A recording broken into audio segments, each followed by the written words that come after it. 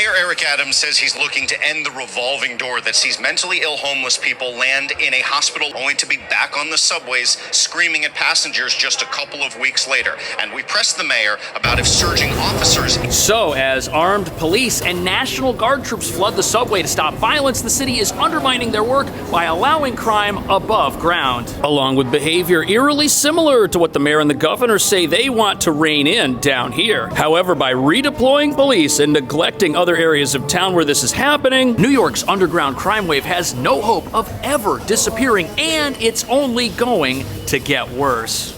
It is a fact that some of the violent crime in the New York City transit system is coming at the hands of severely unstable people. So yes, Mayor Adams says the increased patrols underground are important, but making the system safer will take more than that. It's like hell on earth. As soon as you come up from the subway at 149th Street and Melrose Avenue in the Bronx, you know something is very wrong.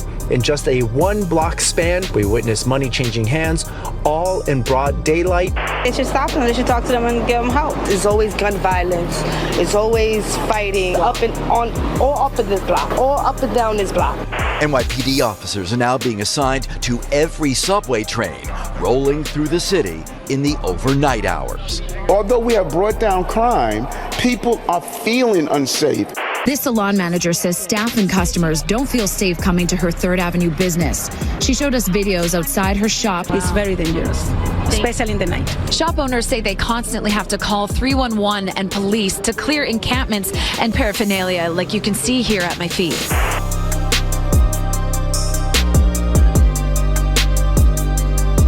So in another I told you so moment, unpoliced crime in one part of town is now spilling out into the rest of the city. And what nobody in charge of securing our subways wants to admit is that the lawless environment we allow up on our streets has a lot to do with all of the problems we're seeing down here. And this is terrifying to our leaders because their efforts to stop crime in the subway, which includes SWAT team style police patrols at times, aren't working. Something that is not the fault of the NYPD, who find themselves short-staffed, overworked, and restricted from taking down the criminals, starting fires, and assaulting others in our subway system, because after those criminals get arrested, a progressive justice system feels bad for them and releases them. Sure, the police can and do make arrests, but oftentimes those arrests are fruitless because the criminals, they just get released right back out onto the streets where they can commit the same crimes over and over again. It's a revolving door of justice. On top of that, the city's efforts to expand the use of involuntary removal and commitment are facing an uphill battle as well. Not just because of the sheer numbers of individuals living in our subway who are unable to care for themselves and may be a danger to themselves or others, but also because even when someone who's in dire need of intervention is removed, that person might need long-term treatment and care to get clean, yet they often get prematurely discharged from the hospital and then come right back here within just a few days, some with a sense of resentment towards a system that tried to help them but was legally prevented from doing so. Which brings us to the real reason why we've got this crime wave in our subways. We're neglecting crime up here on our streets while trying to police it down here, and while we're doing that, the tools we're using are wholly ineffective. And sadly, as more law enforcement resources are dumped into our transit system, the problems New York City's experiencing will only get worse, because every cop not on the street is one less cop around to deal with the lawlessness and destructive behavior being cultivated above ground, which then makes its way below ground, where it finally appears on the evening news, usually after something terrible has happened. And as you're about to see, this is happening in spite of the NYPD throwing everything it has at the problem.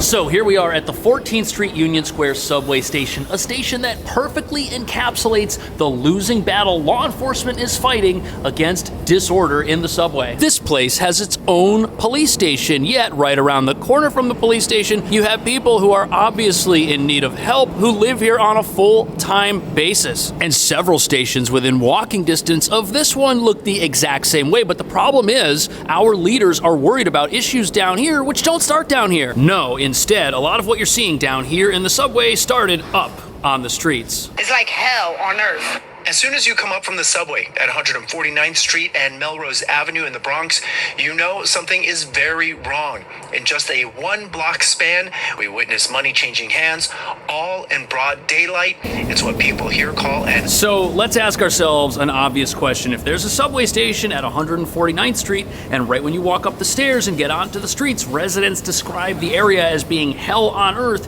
what do you think the ramifications of allowing that to go on forever are going to be throughout the entire city and the subway itself? Are we really so naive in New York that we think allowing rampant problems above ground isn't going to cause the same exact thing to happen below ground, especially when it's freezing out? And why is it when you walk through some of our subway terminals, you see the exact same things the news is describing on the ground? It's the exact same situation, just happening indoors where it's warm instead of outdoors where it's cold. However, this gives the city an opportunity to recognize just how bad its crime problems really are. And believe it or not, now would actually be a great time for the city to concentrate its resources on mental health outreach and really make a difference, because a lot of the folks that need help are down here right now. But not only is that not happening, residents who live in the Bronx up on 149th, they're losing their neighborhood just because it's not as important as Union Square is, where all the police are stationed. But you know something, this is a subway station near New York University and a lot of pricey real estate. Perhaps the police are all down here to keep progressive yuppies believing there aren't actually problems in New York. However, as we're seeing, New York's problems are so bad, even in this very station, they are visible despite the presence of law enforcement. But sadly, the problems going on above ground are way worse than anything you'll see down here.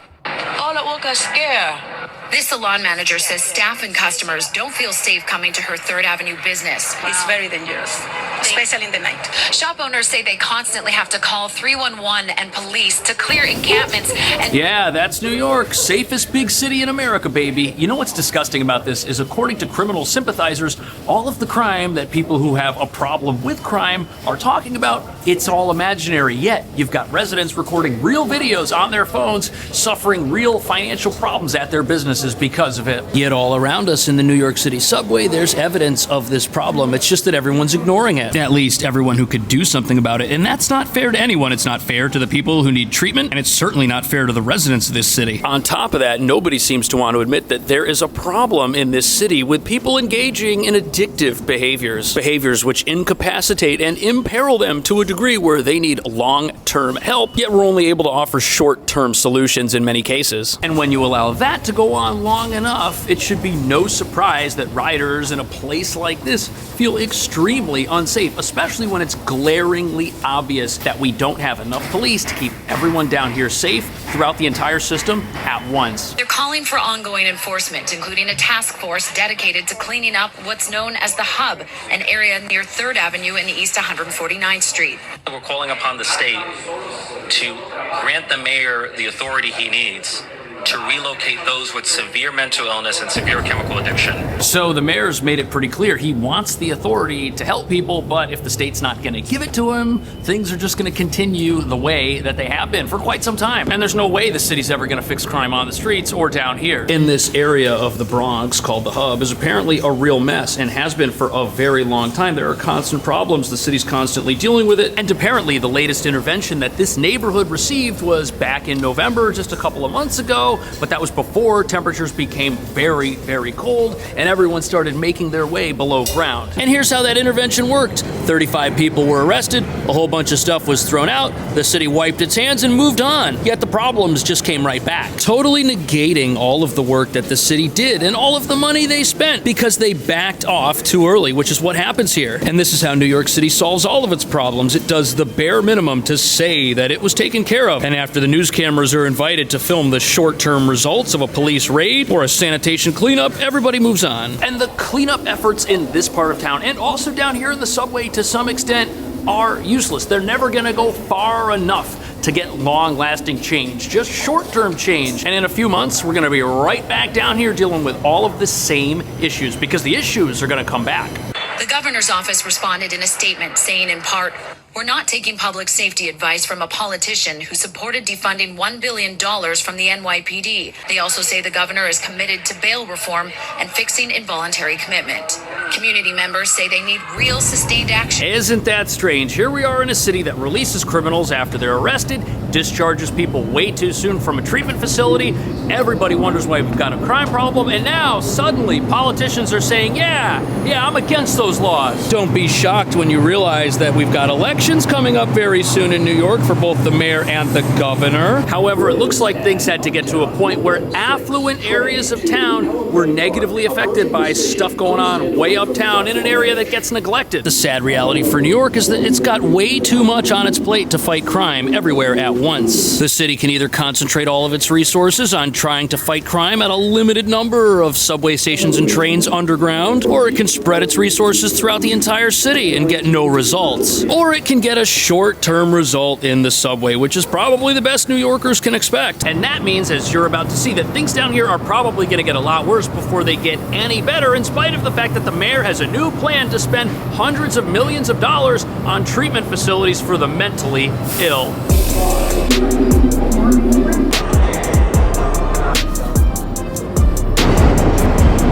So it's kind of strange that New York City now, all of a sudden, has leaders that across all spectrums of the political aisle want to do something about helping those who are down here and are down and out, while doing everything in their power to keep people safe as they try to go to work and live their lives. Yet, as excited as some of you might be that change could finally come to this city, you've got to understand that it's not the mayor's fault or the governor's fault that we've got a series of laws here that are completely backwards and don't allow us to help anybody. It is a fact that some of the violent crime in the New York City transit system is coming at the hands of severely unstable people. Mayor Adams praised the stepped-up deployments while admitting that's only part of the answer.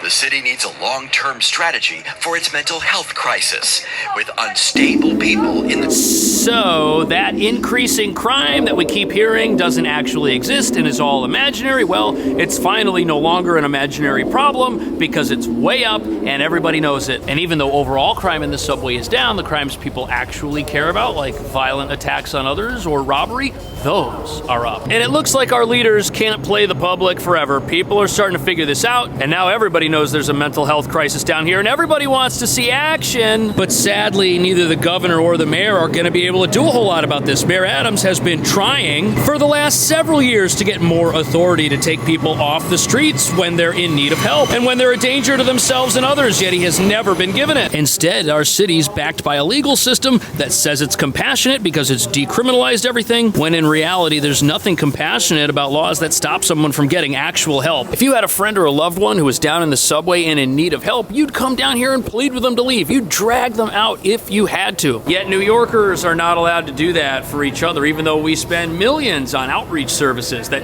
apparently do nothing. A groundbreaking $650 million investment will include a facility dedicated to stabilizing those with severe mental illness. Part of what promotes psychosis is being on a subway car without any other support. Part of what promotes recovery are other people reorienting you, talking to you, engaging with you. He is so close to being right. Perhaps he just doesn't want to say it, but the truth is, if people are addicted and they're allowed to remain on the streets indefinitely, they are never going to get the help they need, which could take months or years, but nothing's being done. Well, something is being done. It's just only being done in one particular part of town at a time. It's not being done everywhere at once, which is what we really need. And in a system like this, people will evade the helping hand that is being offered to them. They could go to other subway stations, or they can live in this one, where there apparently aren't any outreach workers. On top of that, our streets are an absolute mess, which means once the weather gets a little bit warmer and people aren't down here in the subway, they may not be exposed to any of the help the city's offering them at all. And that's why the crime problems we've got down here could go on forever. Take a look at this surveillance video. Police say this man strikes danger with every flame,